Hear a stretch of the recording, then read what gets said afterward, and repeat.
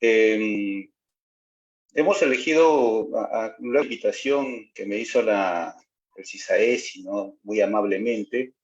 Traté de buscar un tema que justamente está en estos momentos un poco, en algunas empresas, que ahorita la vamos a especificar, están teniendo dificultad o han tenido ciertas dificultades que seguramente muchos de nosotros lo hemos visto en nuestro desarrollo, en el ámbito de la seguridad y salud en el trabajo.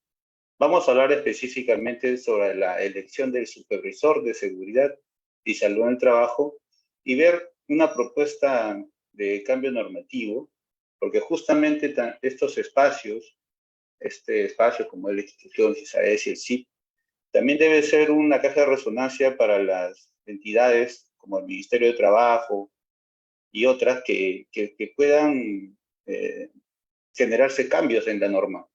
Las normas que tenemos, si bien es cierta, tenemos vasta normativa en seguridad y salud del trabajo, pero al momento de aplicarla es cuando encontramos muchas dificultades. Y una de ellas es respecto al supervisor de seguridad y salud en el trabajo, que vamos a centrarnos un poco el día de hoy. Ya mi perfil lo presentaron.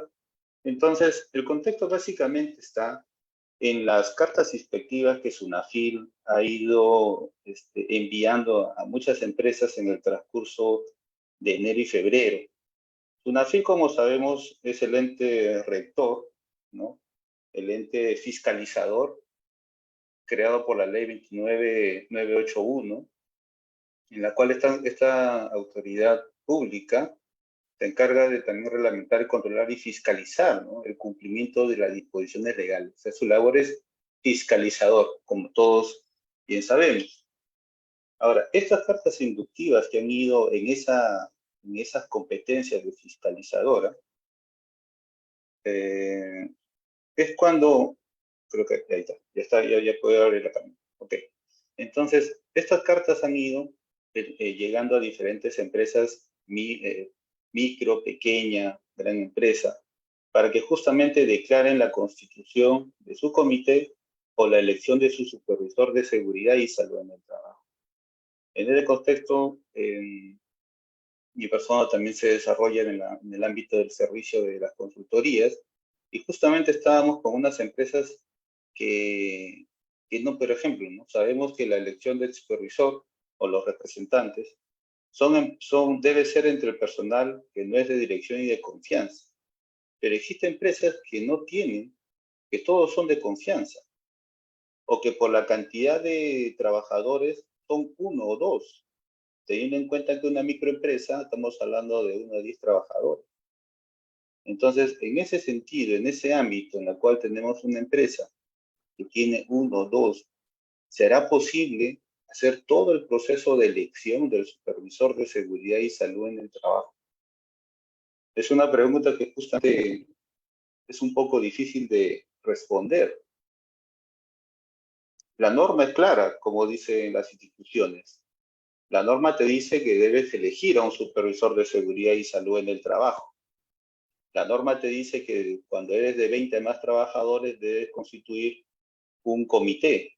Si eres menos de 20, debes elegir un supervisor. Y hasta ahí todos contentos. Uno busca bibliografía, opiniones, boletines, y la norma y la interpretación que circula es esa. De 20 a más, comité, y menos de 20, supervisor. Hasta ahí todos felices y contentos. Pero a la hora de aplicar esta norma es cuando nos podemos encontrar con diversas dificultades. Estas cartas, como por ejemplo esta de aquí, evidentemente borró el nombre de la empresa, ¿no? Invocaba para que dentro de 25 días hábiles pues pueda declarar, sabemos que toda empresa debe declarar la constitución ya sea de un comité o la elección de un supervisor, ¿no? En la planilla del registro. Entonces solicitaba lo que eran las actas de instalación, ¿no? Principalmente. Luego de eso, evidentemente, ya asignado un fiscalizador, pues te van a pedir diversas informaciones, como por ejemplo el registro. En labores inspectivas respecto a la constitución del comité o del supervisor, documentos básicos son, por ejemplo, el registro.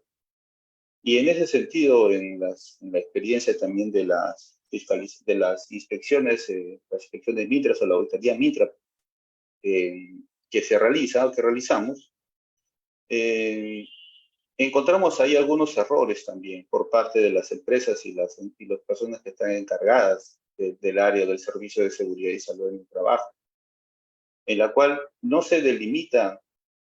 eh, no se delimita correctamente quiénes van a ser esta masa de trabajadores constituidos como personal de dirección y confianza y quiénes no lo son. En las planillas de registro, esto está estipulado en condiciones especiales.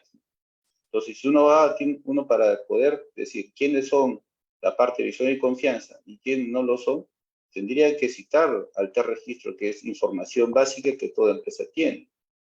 Pero hay muchas veces también hay ese error, ¿no? En la cual se piensa que, si eres supervisor o tienes un cargo de coordinador, ya tú eres de dirección y confianza, ¿no?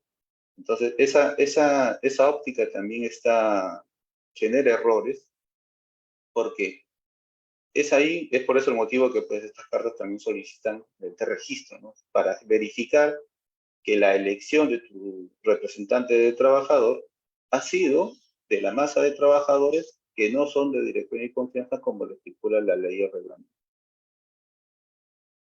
Ahora, todos sabemos que el Perú netamente está constituido por microempresas.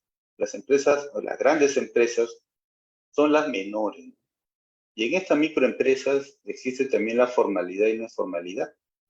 Y más aún ahora en la época de pandemia que hemos estado, pues ciertamente muchas empresas, las microempresas son las que principalmente han sido golpeadas.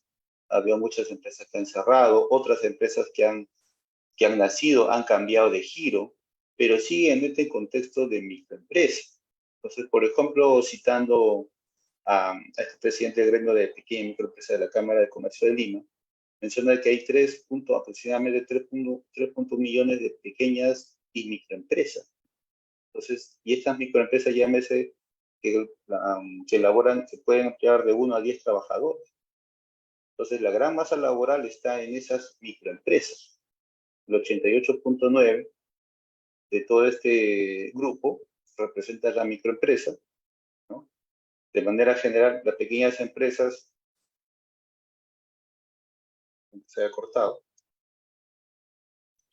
las pequeñas empresas el 9.4%, las medianas empresas el 0.4%, y en total de todas las empresas generadas de Perú, el 1.3% son grandes empresas. También podemos diferenciar, ¿no?, que estas microempresas están distribuidas principalmente en 3 rubros. El rubro de servicios profesionales, empresas de consultoría, actividades de comercio, actividades de producción. Entonces, citando también a este gerente general del Instituto de Economía, Peruano de Economía, menciona, ¿no?, que con la reanudación de las actividades económicas en el 2021, las MIPES se han convertido en el principal medio de retorno al mercado laboral. Y justamente es ahí, ¿no? Las grandes empresas tienen una estructura ya de seguridad y salud en el trabajo generalmente. O sea, ver una empresa minera, una empresa constructora, una empresa del sector hidrocarburo, una empresa energética, que no cuenten con un servicio de seguridad y salud en el trabajo es muy poco probable, ¿no? Poco probable. Generalmente ya tienen una estructura, evidentemente por sus actividades propias, su nivel de riesgo, su propia legislación particular o sectorial, como por ejemplo el reglamento minero, el sector minero. Entonces ya tienen constituidos unas obligaciones propias, tienen constituido un servicio de seguridad y salud en el trabajo, tienen inclusive médicos ocupacionales, tienen un jefe, un gerente de seguridad, un equipo, un pool de supervisores, ¿no? Pero las microempresas, estas pequeñas empresas, pequeñas empresas en las cuales son de 1, 2, un comercio, ¿no?, una IRL, que pueden ser 3, 4 trabajadores, y dependiendo del servicio que realizan, la legislación ¿Cómo las trata estas empresas? ¿Las trata igual? ¿Las trata diferente? En algunas cosas podemos decir, las trata tan igual como a una empresa grande, una empresa que pueda tener ingresos, ¿no? Mucho mayores que a una microempresa. La legislación debe ser la misma. Para unos podría ser que sí, porque todos debemos cumplir. Claro que sí, seguramente todos tenemos la obligación de cumplir y mantener los aspectos de seguridad y salud en el trabajo. Pero el cómo se va a aplicar esta normativa, estas obligaciones, es ahí donde podemos discrepar, podemos ponernos, nos podemos sentar y poder discutir cómo vamos a aplicar esas normas. Porque al final, al momento de leer la ley y el reglamento, todo es bonito, pero al momento de aplicarlo es cuando vienen todas las preguntas y todas las consultas. Y todas las dudas, porque en la normativa, la norma no es clara. Encontrar la claridad en las normas, muchas veces te vas a encontrar con una pared. Y es ahí cuando, por ejemplo, ¿no? Y en esta labor de las consultorías de seguridad y salud en el trabajo, ¿no? Me atreví a hacer esta consulta SUNAFIL, en la cual una empresa, ¿no? Es una empresa transnacional que tiene 4 trabajadores. Esto de inicio del año pasado. 4 trabajadores. Y estos trabajadores no son de dirección y confianza. Ahora, la pregunta que yo le hice inmediatamente a esta empresa, cuando comenzamos a entablar contacto, es, ¿y los 4 son de dirección y confianza? Porque una cosa es que lo pongas a todos de dirección y confianza por un tema de mercado y todo lo demás, y es una legislación particular, y otra cosa es que verdaderamente tengan esa categoría de dirección y confianza. De dirección está estipulada en el decreto legislativo 728, ¿no? Dirección y confianza. Dirección a aquellas personas que representan, ¿no? Que toma decisiones. Confianza a aquella persona que pueda tener información sensible, secreto industrial y similar. Entonces, todos eran de dirección y confianza. Hicieron la consulta internamente sobre la laboral y sí, efectivamente, todos eran de dirección y confianza, porque era una empresa transnacional, ¿no? Que en el Perú tenía una representación legal y eran básicamente 4 ingenieros especialistas en un tema X. Entonces, si nos vamos a la norma menciona que la elección de este supervisor de seguridad y salud en el trabajo debe ser elegido entre personal que no es de dirección y confianza. Entonces nos encontramos ahí en un año, ¿cómo cumplo? Esa misma pregunta le transmití a Sunafil. Y Sunafil, no sé si hay alguien representante de Sunafil o labora acá en Sunafil, me disculpará, pero olímpicamente pues me toreó, como se puede decir. Me dijo, estimado usuario, la norma no precisa casos en concreto ni excepciones. Por tanto, se sugiere trasladar su consulta a la entidad que normó sobre la materia. Y cuando uno lo lee, pues uno puede decir, oye, sí, ¿no? ¿Qué pasó? Al final no me responde nada.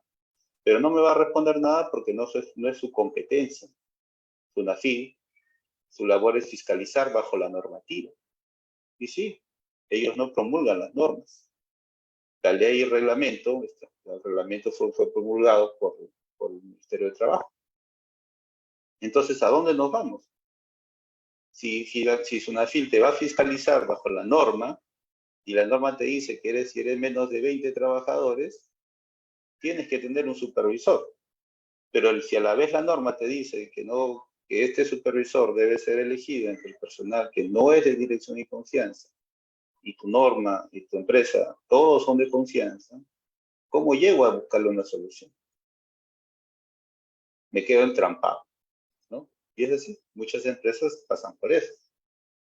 En este caso, la empresa, por ejemplo, decidió decir, ¿no? Bueno, voy a elegir a un supervisor. Entre 3, ¿no? Hizo una elección. ¿Ok? Uno puede decir, oye, pero 3, ¿cómo tienes que elegir a tu titular y suplente? Bueno, hizo una elección. Mal, bien, como sea, pero la hizo. Y listo. Digo, yo ya cumplo con, digamos, digo, ¿qué pasaría en una auditoría, en una fiscalización? Bueno, cuando llega, el razonamiento de su área interna legal fue, ¿no? Eh, en caso tengamos un proceso inspectivo, pues consultaremos cómo haríamos, ¿no? Si nuestros 4 trabajadores son de confianza. O sea, el razonamiento fue, prefiero tener a no tener. Está teniendo un supervisor que es dirección de confianza incumpliendo la norma, pero por ambos lados incumple la norma. Bueno, ese fue su razonamiento y así están funcionando. Ya cuando venga, el así, diremos, ¿y cómo voy a cumplir si todo mi personal es de dirección de confianza? Entonces, ¿qué dice nuestra normativa actual? Bueno, como sabemos, tenemos la ley 29783, la ley de seguridad y salud en el trabajo, que es esta norma madre, por así llamarlo, ¿no? Es un gran sombrero que abarca a todos los sectores públicos, privados, Fuerzas Armadas, Policía Nacional, trabajadores por cuenta propia, o sea, a todos. Entonces, esta ley 29783, que marcó un hito en materia de seguridad y salud en el trabajo, porque antes de la ley existía reglamento sin ley, el 009-2005, si no me equivoco, que era un reglamento solamente del sector privado, que no tenía ley. Bueno, llega el 2011, nace la ley y fue un hito porque a partir de ahí comenzó entre sus disposiciones, de que a todos los sectores se debían adecuar a esta ley. Todos. Ya para eso, históricamente, el sector minero, ¿no? Es un sector que ha estado siempre en la vanguardia en tema de legislación de materia de seguridad y salud en el trabajo, ¿no? Por los capitales extranjeros que ya venían. Tuvieron que adecuarse. Y hasta el sector minero tuvo su reglamento del 055-2010, si no me equivoco, y no tardó hasta la 024, muchos años después, ¿no? Nace la ley en 2011, nace el reglamento en 2012, y luego vienen los demás sectores, normas sectoriales. Entonces, tenemos esta ley que aplica a todos los sectores públicos y privados a nivel nacional. ¿Qué más tenemos, no? Entonces, en esta ley, en el artículo 30 específicamente habla, ¿no?, del supervisor de seguridad y salud en el trabajo.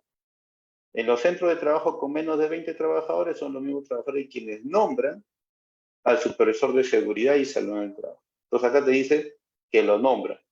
La ley no dijo elecciones, la ley solamente dijo nombrar. ¿Cuándo nacen las elecciones? En el reglamento, cuando menciona el artículo 39 del empleador que tenga menos de 20, ¿no?, en consonancia con 30, dice, debe garantizar que la elección del supervisor se realice por los trabajadores. Y habla de una elección. El 41 dice, el comité o el supervisor de seguridad desarrollan sus funciones con sujeción a lo señalado en la ley de reglamento. Lo que hemos leído en la ley de reglamento, y sabemos que tanto el comité como el supervisor tienen diferentes funciones. Participa medularmente en la gestión de seguridad y salud del trabajo, ya que este supervisor o este comité de seguridad y salud del trabajo es como un ente fiscalizador interno. ¿Por qué? Porque entre sus funciones está justamente la fiscalización del cumplimiento laboral. Entonces tenemos por un lado el empleador, tenemos por otro lado los trabajadores, y al medio tenemos ya sea al supervisor o al comité de seguridad y salud del trabajo, que justamente es fiscalizar que el empleador cumpla con su labor de prevención y que el trabajador cumpla justamente con las normas legales, con sus obligaciones. Y el artículo 42, que también seguramente muchos lo conocemos, habla de todo el listado de las funciones del comité de los supervisores. Anteriormente, solamente marcaba funciones del comité. Y ahí venía la pregunta, ¿no? ¿Y el supervisor, cuáles eran sus funciones? Pues nace una modificación, ¿no? Y ahí, en esa modificación, especifica tanto al comité como al supervisor. O sea, mete a todos. Y el cumplimiento es igual. Todos los cumplimientos, tanto de la empresa grande, que puede tener 100, 200, 1000, 2000 trabajadores, tan igual como una empresa que puede tener 1, 2 o 3 trabajadores. No discrimina. Y hay 18 literales, hasta 21, porque el literal P tiene 3 divisiones, ¿no?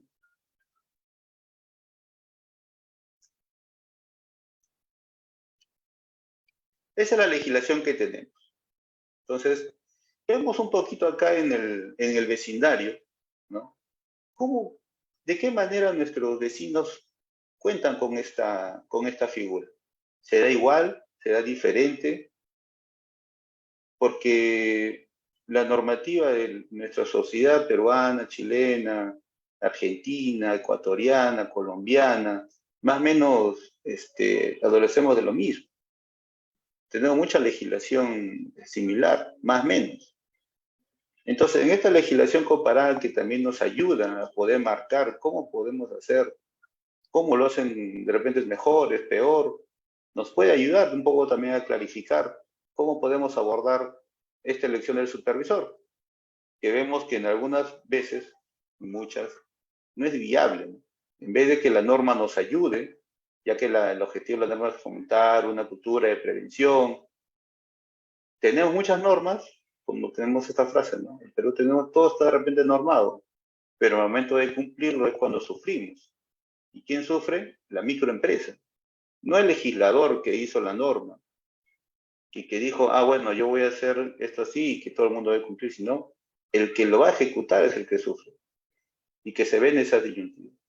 Entonces nuestros vecinos, y ahí consultando con especialistas también de estos países que tengo la oportunidad de conocer algunos, comenzamos a debatirnos. ¿Cómo es la legislación en Argentina, por ejemplo? La legislación en Argentina dice que la empresa puede contratar a un especialista. Allá no hay tema por ejemplo, no tiene el tema del comité. Siempre tienen un cuadro en la cual, en función al tipo de empresa, cantidad y tipo de empresa, tienen la presencia de un especialista. Interesante esa división. Bueno, acá siempre ha habido esa pregunta en Perú, ¿no? Oye, en función de cuántos trabajadores debería tener especialistas. Algo de eso se trató de plasmar en la normativa, por ejemplo, cuando apareció el COVID con el famoso anexo 1, ¿no? En la cual, por la cantidad de trabajadores, tenía que tener un enfermero, un médico, o simplemente llevar la gestión interna del seguimiento de la prevención del COVID. Entonces, en Argentina tienen algo similar, ¿no? La empresa puede contratar a un especialista, tener un especialista interno o externo, por horas en función a cantidad de trabajadores y riesgos de su actividad. Interesante, no tienen tema de comité, básicamente ellos, en función a su tipo de riesgo y su cantidad de trabajadores, pueden tener la gestión de seguridad y salud en el trabajo. También en el sur, con los amigos de Chile, ellos hablan de los comités paritarios. Cuando eres de 25 más, debes conformar un comité paritario con las mismas reglas similares, ¿no?, que tenemos por aquí. Y las empresas de menos son asesoradas por las mutualidades. Ya existe una figura de las mutualidades en la cual son entidades especializadas en materia de seguridad que brindan esta asesoría técnica a estas empresas de menos de 25. En función al tipo de riesgo, deben tener la asesoría de un especialista. Entonces, si eres menos de 25, bueno, estás asesorado por las mutualidades, pero además, si eres una actividad de riesgo, debes tener una obligación de asesorías especializadas. Entonces, eso va un poco en consonancia con nuestra legislación también, ¿no?, respecto a las actividades de riesgo. Yendo un poco más ya para el norte, por ejemplo, en Colombia, habla de que las empresas que tienen más de 10 a más trabajadores conforman el COPASO, ¿no? Esto es también un tema del comité. Y si eres menos de 10, el trabajador delega a un vigía, ¿no? El empleador delega a un vigía por parte del empleador y se realiza un acta de nombramiento. Es decir, ok, yo soy menos de 10, lo que hago simplemente es que el empleador designa a un vigía entre su personal. Y esto se registra. Se hace un acta de nombramiento y cumple con todas las funciones de materia de seguridad y salud en el trabajo bajo esta labor de vigía. La normativa ecuatoriana, por ejemplo, habla, ¿no?, de 15 a más conforman un comité, similar también como tenemos nosotros. Y luego acá ellos sí tienen una división. Si eres más de 3 trabajadores, se nombra un delegado de seguridad, designado por el empleador y se registra en el SUT. El SUT es como es un sistema que tiene en Ecuador, digamos, como una plataforma virtual del Ministerio de Trabajo. donde cada empresa debe registrar toda su gestión de seguridad y salud en el trabajo. Es en el país ecuatoriano. Entonces, y menos de 3 no tienen nada. Puede elegirse a este delegado de manera optativa. Entonces, esta normativa dice, ¿no? De 15 más, ok, hago un comité y si soy de 3 a 15, pues delego un supervisor, un delegado, nombro un delegado, designado por el empleado, sin el de manera directa. Ahora, ante esto, ¿no? Ante estas cartas inspectivas y hasta, porque el inspector seguramente, claro, la microempresa, el microempresario va a decir, señores, ¿y cómo cumplo? ¿No? Ya, ok, usted me está fiscalizando este cumplimiento, pero ¿cómo lo hago si tengo 1 o 2 trabajadores? Entonces, ante eso, ¿no? Sunafin sacó una información en la cual, claro, ellos no pueden decir que no cumplen, o sea, no te puede decir no cumplas la norma, evidentemente no te la van a decir, pero comenzó, y también esto un poco alineado con los principios de la ley, ¿no?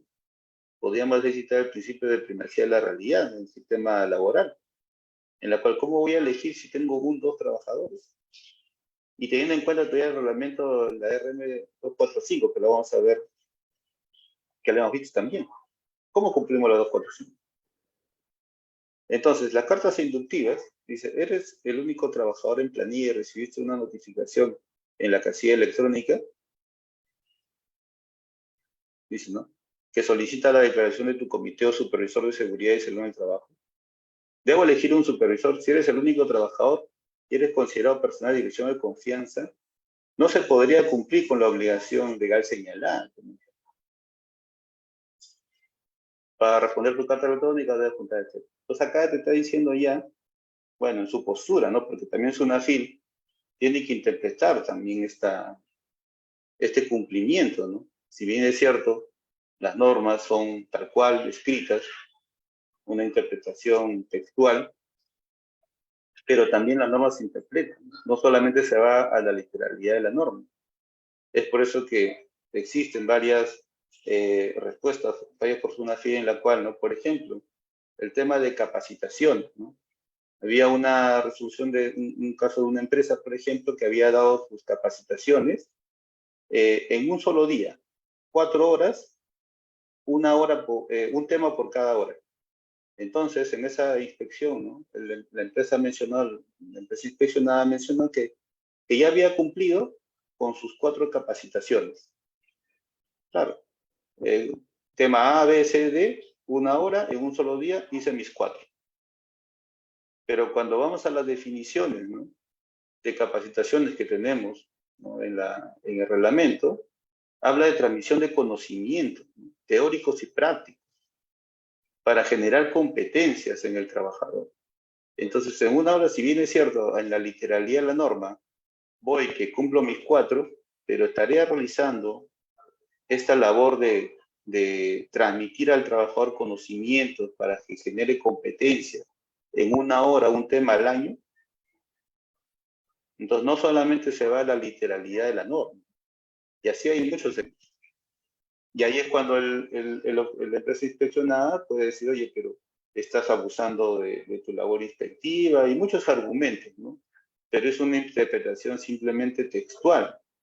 Pero en este caso, bueno, Sunafil no solamente se va a una interpretación textual, sino también cuál es el objeto de la norma, ¿no? ¿Qué busca el sistema, qué busca la ley de seguridad y salud en el trabajo? Ahora también, ¿no? En una nota en la página de gov.p, www.gov.p, sale esto, ¿no? Si tienes un solo trabajador, debes efectuar, hay una serie de preguntas, justamente es una nota de la labor inspectiva de estas cartas inductivas. Dice, ¿no? Si tienes un solo trabajador, debes efectuar elecciones, y la respuesta es no. En este caso, si tu trabajador no es no es de dirección ni de confianza, ese sería un supervisor de seguridad. Este sería el supervisor de seguridad, te dice. Hasta que se cuente con más trabajadores para la elección correspondiente. Hasta que se encuentren con más, dicen. ¿Cuántos? Bueno, Si tienes pocos trabajadores, ¿es necesario efectuar elecciones o puedes designarlo directamente? Dice sí. ¿Es necesario efectuar elecciones? Sí. La norma precisa que el supervisor de seguridad debe ser elegido por los trabajadores mediante votación secreta y directa de forma presencial y virtual. Ahora, ¿cuánto es poco? Poco es 2, es 4, 5, 8, 10, bueno, 19. Lo escribe de manera general, ¿no? ¿Cuánto es? Y ahí viene la pregunta, ¿cuánto es poco? Bueno, ya sabemos que el límite es 20, ¿no? 19 para abajo. Entonces la microempresa se ve ahí nuevamente en este dilema, ¿no? ¿Cómo cumplo esta norma si no, que no me ayuda? Si me dice, tengo la obligación, pero no la puedo cumplir. O no siempre la voy a, no todas, hay muchas empresas que todo de personal de dirección y confianza. ¿Cómo las cumplo? Ahora, en esta propuesta de modificación normativa, ¿no? Al final, tanto yo como cualquier persona puede tener una óptica y aquí nadie es dueño de la verdad. Ciertamente, desde mi punto de vista como auditor Mintra, un poco la experiencia que he visto, también debemos ayudar a estas pequeñas y microempresas a que justamente, ¿no?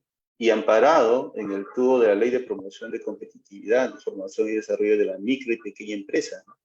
Y el acceso al empleo decente. Establecer políticas, establece esta ley como política estatal la promoción de un entorno favorable para la creación, formalización y desarrollo. Entonces, ¿cómo una MIPE se va a desarrollar al tener, ya tiene diferentes cargas, ¿ok? Pero además de eso, una carga administrativa, como elegir al supervisor de seguridad, o sea, hacer todo el proceso de elección. Un ejemplo de ello se plasmó en la resolución ministerial 085-2013, ¿no? En la cual se aprobaron los registros simplificados del sistema de gestión. O sea, ahí, bueno, eh, tenemos los registros obligatorios, ¿no? Dijo, si tú eres micro, vas a cumplir con tantas, y si tienes vas a cumplir con otras tantas, ¿no? Entonces, se trató de ayudar a la microempresa en ese sentido. Y ahí también, ¿no? Es hay una anécdota que le pasó a un colega en una auditoría que también es auditor mío. Era respecto a los registros de monitoreos ocupacionales. Era una microempresa. Pues si eres microempresa, por ejemplo, ese registro no estás obligado. Entonces, pero la norma menciona de la obligación del registro, no que no hagas monitoreo. Y la empresa aducía que, bueno, como yo soy microempresa, no estoy obligado a hacer monitoreos, por ejemplo. Una interpretación un poco equivocada, porque la norma no menciona que no tengas que hacer, simplemente te está ayudando desde un punto de vista administrativo, que no lo vas a registrar nada más. No que no hagas tus monitoreos ocupacionales en función al tipo de actividades, ¿no? que estés desarrollando. Entonces es ahí, ¿no? Cuando desde un punto de vista considero que el artículo que tiene que ser modificado, que debemos, digamos, abarcar este esfuerzo, ¿no? Es el artículo 30 de la ley. Y aquí también aprovecho en esta propuesta, ¿no? En que no se debe llamar un supervisor, porque hay una confusión. Muchas veces el empresario, ¿no? Estos gerentes de la pequeña microempresa, dice, el supervisor de seguridad. Y entienden al supervisor de seguridad a una persona que han contratado, ¿no? Entonces no son las mismas figuras. Hay el supervisor de seguridad que tú puedes contratar, el empresario puede contratar de manera directa para que le elabore, ¿no? Para que tenga esta carga operativa del sistema de gestión. Y otra cosa es el supervisor de seguridad cuando eres menos de 20 trabajadores, que habla la norma. Entonces, muchas veces me he topado con esa interpretación, ¿no? Pero digo, a ver, la elección de tu supervisor, no, acá está. No, pero ¿cuál es el proceso de, qué sé yo, de elección, no? No, que yo lo contraté. Sí, pero no es el supervisor de seguridad. Y ahí entramos a una discusión. Hay que explicarle, hay que decirle, mira, esto, cuando yo te hablo del supervisor de seguridad, es aquella persona que es cuando la norma te dice tiene menos de 20 trabajadores. Y ahí recién, mira, no sabía, yo pensaba que era el supervisor y así era. Entonces, justamente ahí también debe haber un cambio normativo respecto al término, ¿no? Ahora, le podemos llamar vigía, le podemos llamar monitor, le podemos llamar de repente como, otro puede tener otra opinión, pero debe ser un nombre diferente a supervisor, justamente para no confundir estas dos figuras, que no son lo mismo. Una cosa es el supervisor que un empresario puede elegir de manera directa por sus competencias, ¿no? Y ahí puedes elegir que sea un ingeniero, titulado, colegiado, con tantos años de experiencia, en tal rubro, etcétera. Pero para ser supervisor de seguridad y salud en el trabajo, la norma menciona que solamente necesita 3 requisitos, ¿no? Tener más de 18 años, ser trabajador de la empresa y de preferencia tener capacitaciones en materia de seguridad y salud. Entonces estamos hablando de dos figuras diferentes. Y ahí la propuesta es justamente que no se hable supervisor, sino se llame vigía. ¿Podría llamarse otra que ustedes consideran?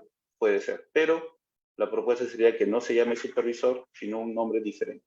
Vigía, monitor, qué sé yo. En los centros de trabajo con menos de 20 trabajadores es el mismo empleador quien nombra al vigía de seguridad. Desde mi punto de vista, considero que este debe ser para justamente apoyar a estas microempresas, ¿no? Que tienen estas dificultades. Ahora, las normas son generales, sí. Hay empresas de repente que sí puedes hacer una elección que menos de 20 y puedes hacer una elección y no tienes ningún problema de nada. Claro que sí, puede haberlas. Pero hay muchas que no. Entonces, en ese sentido, también para facilitar a este microempresario que no lo vas a poder, no sería justo medirlo, ¿no? Y eso que no estoy tocando, pues, el artículo 42 respecto a las funciones, ¿no? Que también debería verse, que también debería modificarse cuáles son estas funciones del supervisor, ¿no? Entonces, este empleador debería elegirlo de manera directa. Ya, con todas sus funciones que están en el 42, ok, ya. Pero debería ser de manera directa para justamente facilitarlo, ¿no? Todo este proceso de elección que justamente está en la RM0 245 del 2021, que justamente reglamentó, ¿no? Cómo iba a ser todo este proceso de elección, con todos los anexos y formatos que se tiene que realizar, con la elección de la junta electoral que se tiene que hacer, con la elección luego de la mesa electoral, de los integrantes de la mesa electoral. Entonces, toda esa carga administrativa que debe llevar esta microempresa, comenzando que de repente no le van a alcanzar el número de trabajadores. Entonces, desde esta ventana, y agradeciendo a la institución, podría ser una propuesta para que justamente se cambie la norma y pueda ser, sí, algunos podrán decir más flexible, ¿no? Pero ¿quién mejor que nosotros, seguramente ustedes que están acá, que ven estas materias, en que los legisladores y las instituciones, como el Ministerio de Trabajo, puedan recoger estas inquietudes de nosotros que aplicamos la normativa? Y de esas tenemos mucho más dudas. Por ejemplo, en la elección habla del periodo que tú puedes objetar la candidatura de un trabajador, pero no te dice cuánto tiempo o desde cuándo corre ese tiempo. Se me ha ido ahorita en la mente el término, pero tú puedes objetar la candidatura y también puedes observar el proceso electoral, o sea, las personas que han sido votadas. Ya, ok, hay dos términos que se me dio de la mente, pero te dice que tiene que 3 días, la Junta Electoral tiene que responder dentro de las 24 horas, si no me equivoco. Ya, pero ¿desde cuándo ocurre? Y lo menciona también al final del formato que para la convocatoria del comité, lo menciona, ¿no? Entonces, no hay muchas precisiones que nuestra normativa basta en temas de seguridad y salud en el trabajo, pero que lamentablemente a veces no nos ayuda. Y buscar la claridad en estas normas, a veces nos chocamos con una pared. Y esto va a ir acompañado también, por ejemplo, ¿no? El artículo 39, que el empleador debe nombrar a este vigía, ¿no? Y tanto este comité como vigía, ¿no? Deben desarrollar las mismas funciones si queremos hacerlo o queremos mencionarlo, o también cumplir con el artículo 42, con sus 18 literales, ya ok, podemos mantenerlo, aunque considero que también esas funciones, obligaciones de este vigía deberían verse no disminuidas en un sentido de que no perder esa labor, esta labor de fiscalizadora, ¿no? Que tiene esta figura, sino también ayudar que las normas ayuden al cumplimiento, al objetivo de la ley, ¿no? Que es promover, ¿no? Una cultura de prevención, pero agregarle más cumplimientos o ser más estrictos, pues no necesariamente va a ser el camino. Y nosotros como profesionales en esta materia, y seguramente tenemos muchas más sugerencias, debemos justamente ver que estas cosas puedan cambiarse. Porque al final, quien está al medio es el empresario que si no cumple podría ser multado, ¿no? O podría iniciarse un proceso administrativo sancionado. Entonces, por ejemplo, ¿no? Viendo la constitución política, ¿no? ¿Quién es iniciativa legislativa, ¿no? Como sabemos, el presidente puede cambiar, puede promulgar o modificar leyes, los congresistas, también los ciudadanos, ¿no? Y este sería un ámbito para poder de repente explorar de qué manera hay toda una reglamentación también para que los ciudadanos puedan promover un cambio normativo, ¿no? Que sería si es que no se tiene un apoyo congresal, que a veces necesita ese apoyo político justamente para poder promover estos cambios normativos, ¿no? O las propias instituciones, o sea, seguimos, el propio Ministerio de Trabajo podría también proponer estos cambios, ¿no? Y en las comisiones de Congreso puedan verse, puedan debatirse y promulgarse para justamente beneficio de quién, beneficio de las microempresas, que como hemos visto al inicio, es la gran parte de la fuerza laboral que tenemos en el Perú. ¿Para qué? Porque estas cosas también desincentivan, ¿no? Sabemos que tenemos empresas formales y empresas informales. Los desincentivan el cumplimiento de las normas. Muy bien. Eso es lo que yo quería traer acá a debate con ustedes. Quería compartir esta exposición justamente para que también, como lo mencionaba, ¿no? Desde esta ventana que brinda el CISAESI, el Colegio Ingeniero del Perú, las instituciones que tienen las competencias de poder reglamentar, de poder generar estos cambios, justamente lo hagan, ¿no? Hagan porque no solamente el tema del supervisor tiene dificultades, también hay situaciones que tenemos en la norma y que debemos sacarlo a luz, porque si no va a quedar ahí y al final lo vamos a quedar con una piedra en el zapato sin poder solucionar. Y al medio está el empresario. Muy bien, entonces eso es lo que yo quería compartir con ustedes. Y bien, Maju, si hay consultas, bienvenidos.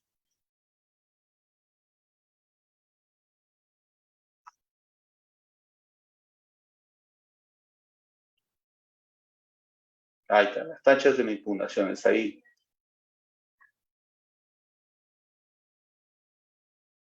¿Qué dice? No tenemos audio y cámara. Dale, María Jesús.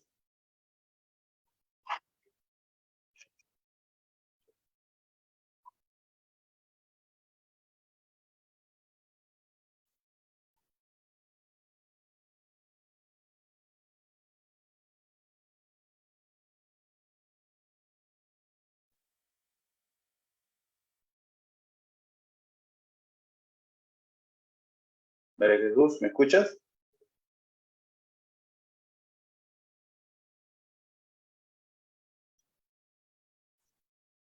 Bueno, parece que hay problemas. Bueno, dice, no tenemos audio y cámara. Ya, ahora sí. Sí, sí, ya, ahora sí, ya. Disculpen, colegas. Bueno, la cámara, por favor, señor Fran. Pues estamos mal tecnológicamente. Bueno, la cámara no enciende. Colegas, Luis Palacio, muchas gracias. Excelente tu exposición. Ahora sí, Ahí está, ahora ahora sí. todo. Sí, colegas, que quería hacer hincapié que tenemos en el chat unos links donde pueden registrar su asistencia para poder tenerlos como asistentes en la presente conferencia.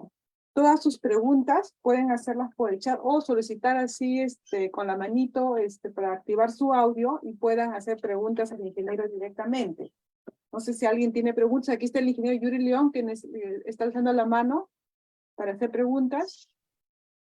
Señor Fran, ¿puede dar audio aquí al ingeniero León? Hola, hola, ¿qué tal? Hola, buenas noches, ¿me ¿Qué escuchan? tal? Sí, te escuchamos. Sí, ¿Qué tal? ¿Qué tal, ingeniero? Un gusto escuchar la exposición. Y es un tema que yo también, también tuve ese mismo dilema, lo que usted ha expuesto y ya ha planteado la posición de Sunafil y esos cambios que se tienen que hacer, ¿no? Eh, yo tengo una consulta que hacerle también sobre el tema, sobre todo en las empresas de consultoría, ¿no? Muchas veces en las empresas de consultoría tenemos, en planilla tenemos una o dos personas, ¿no? Normalmente la secretaria y alguien más, pero casi todos son recibidos por honorarios, ¿no? ujú, Porque supuestamente todos deberían de estar trabajando desde su casa y entregar un producto para que sean, digamos, realmente un locador de servicio, ¿no? Pero la realidad es que solo aquellos especialistas que tienen digamos, la responsabilidad principal, tienen esa característica, pero ellos tienen muchos trabajadores, dibujantes, ingenieros junior, que trabajan en oficina, pero no están en ujú. planilla. Entonces, por un lado, pues, no pueden hacer una elección de un supervisor de seguridad, porque podrían tener 15 a 20 personas si uno los visita a sus oficinas, ¿no? Sí, Pero si uno ve la planilla, tiene solamente dos. sí, ¿Qué hacer en esos casos, ingeniero? ya. Gracias. Claro, miren, ahí también es importante, esto ya va también un poco con el tema de la formalización laboral, ¿no? O sea, también existe estas figuras, ¿no? En la cual tú puedes prestar los servicios de alguien, pero de repente esta persona que te presta servicios está siendo un trabajador. Entonces, por ejemplo, no pasan en la service, en la cual contratan un montón de personas, ¿no? Y están haciendo una labor subordinada con la empresa principal. Entonces, también ahí hay que tener, no solamente desde este punto de vista de elección de supervisor, comité, sino también justamente ver podríamos estar un poco colisionando con la parte de la formalidad de estas personas, ¿no? Que uno le puede dar un recibo por honorario, sí, específicamente sí, pero también podría ser en función a las actividades, tipo, tiempo y todo lo demás, que hay una reglamentación específica si y al final es un trabajador ya de la empresa, ¿no? Ahora, la norma menciona que para contabilizarse como trabajador, pues es cualquier modalidad de contrato, ¿no? Cualquier modalidad de contrato, temporal, por incremento por campañas, etcétera. Hay varias modalidades de contrato, pero cualquiera de esas modalidades de contrato que tengas en tu empresa estarían contabilizados como trabajadores para hacer, o sea, estarían en la contabilidad, ¿no? Si estas personas no están bajo ese régimen o no entrarían bajo este régimen de contratación, el que puedan aplicarles, pues no estarían en la contabilidad. Si fuera el caso contrario, y ahí tendría que ver una revisión, ¿no? Si es que verdaderamente no son trabajadores o sí están siendo trabajadores de la empresa, por más que estén bajo un tema temporal o recibo por honorario, que usualmente es lo que se maneja, ¿no? A veces por proyectos también, Mm, sí. Eh, una pregunta del ingeniero Julio Cruz, que me envió a mi celular. Bueno, el ingeniero Julio Cruz me dice que bueno, trabaja en una empresa donde hay 20 trabajadores, ¿no? Menos de 20, ¿no? Y tiene personal de confianza solamente, ¿no? En este caso, pregunta, ¿estarían incumpliendo la norma, ¿no? Al escoger un supervisor de seguridad, ¿no? De este grupo de menos de 20 trabajadores que son todos de confianza. Claro, entonces, justamente el mismo caso que tuve, ¿no? En la cual hice la consulta SUNAFIL, que los 4 eran de dirección de confianza. Y ahí es cuando justamente va esta propuesta, ¿no? Hay empresas. Ahora, es importante también preguntarse si estos 20 trabajadores verdaderamente son de dirección de confianza. Porque la empresa, por un tema laboral, podría colocarlo a todos como de confianza. Ahora que estamos, por ejemplo, con la parte del trabajo, del teletrabajo, ¿no? Pero todos son de dirección de confianza. Habría que hacer un análisis ahí primero de cada puesto de trabajo. Si cae en esa categoría. Si cae imaginamos que sí, estaría en este dilema, ¿no? ¿Cómo voy a elegir a mi supervisor de seguridad y salud en el trabajo si no tengo ni una persona o todos son de dirección de confianza? Ya, Luis, podemos aclarar a qué le llaman personal de dirección y confianza en las empresas. ¿Qué se estila en este sentido? ¿A qué se Claro, refiere confianza? claro. El personal de dirección y confianza, ¿no? Que menciona la norma, y en el decreto legislativo 728 menciona, ¿no? Que este personal de dirección, más o menos a la letra, menciona que puede tener la representación en la dirección de la empresa. Llámese típicamente el gerente general o la gerencia, el apoderado.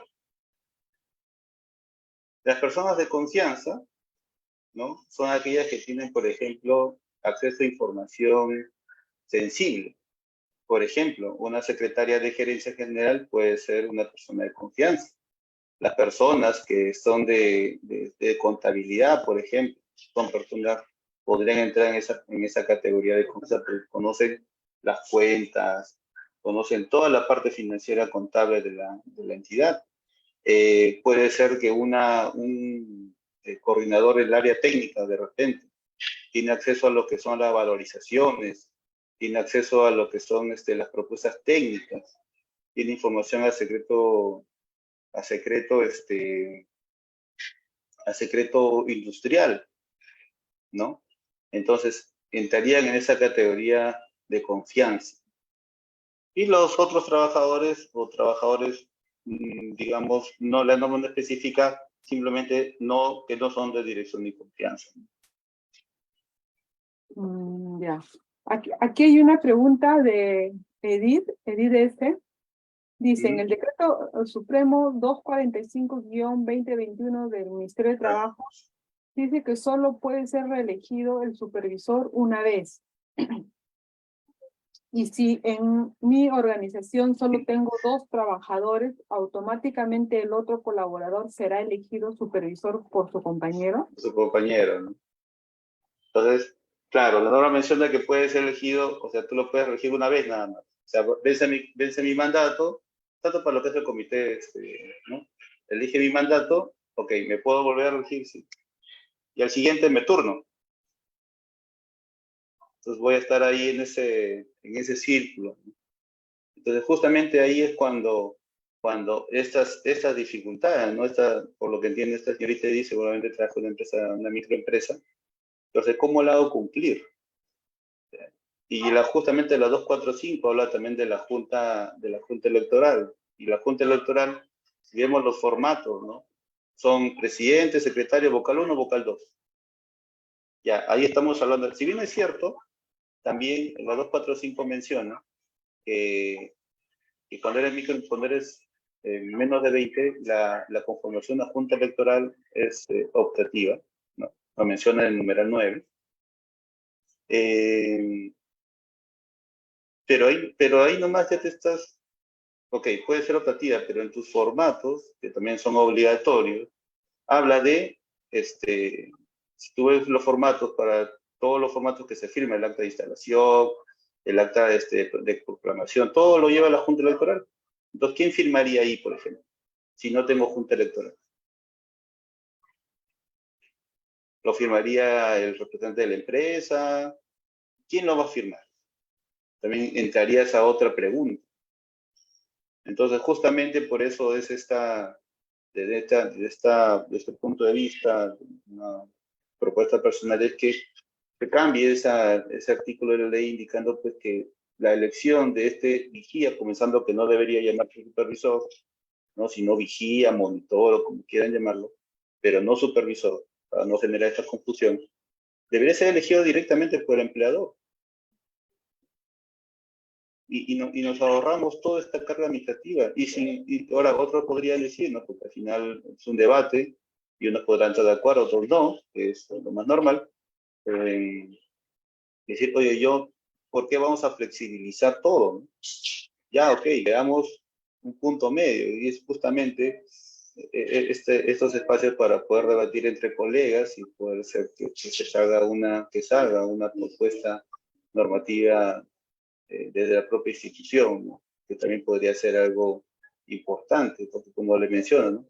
¿Quién mejor que nosotros como especialistas en temas de seguridad y salud en el trabajo, que vivimos día a día estas dificultades, proponer estos cambios normativos? Esta colega se ve entrampada también ahí.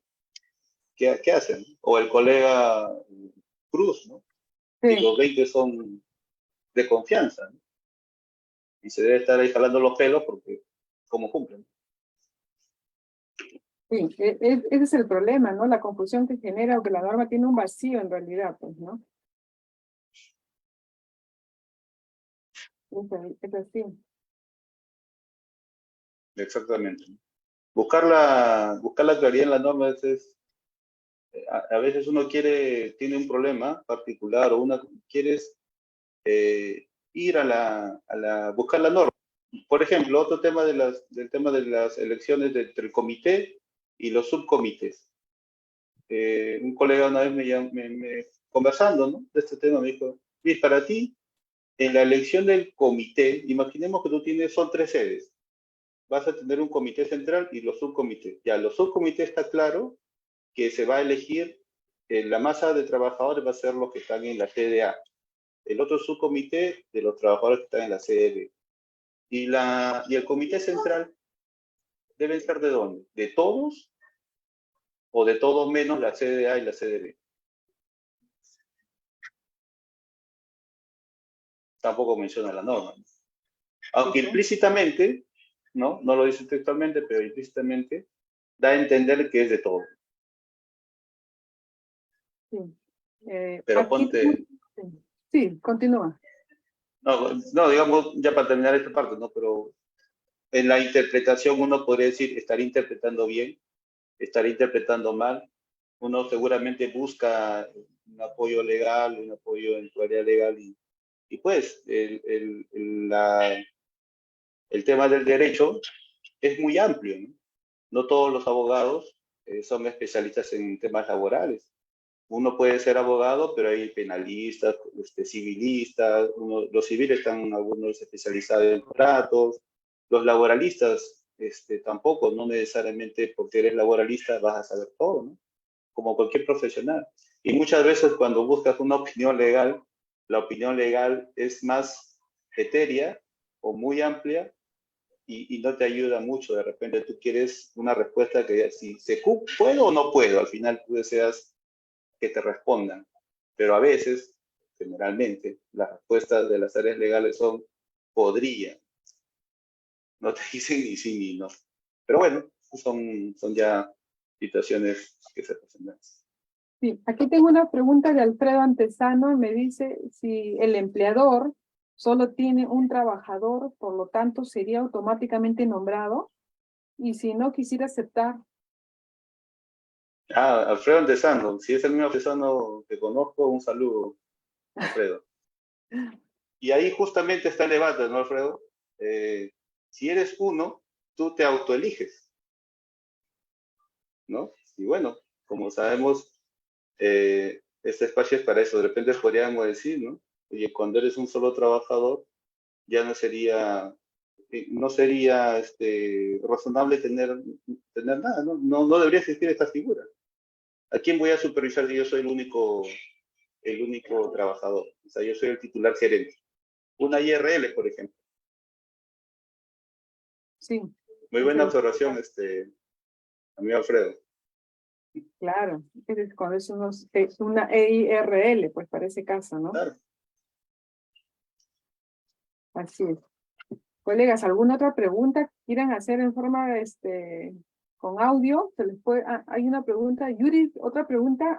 ¿Tiene la mano alzada? ¿O se quedó activada la manito? ¿Alguien más dice su pregunta por chat o si no en forma, con audio al ingeniero?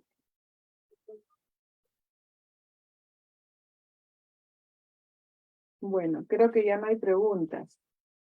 Bueno, es un tema muy interesante, pero que tiene vacíos. Y nos hemos enterado justamente que se va a revisar ciertas normas ya en el Ministerio de Trabajo, ¿no? Ojalá que seamos parte de esa revisión para poder plantear las propuestas, Luis, que tú nos has presentado, ¿no?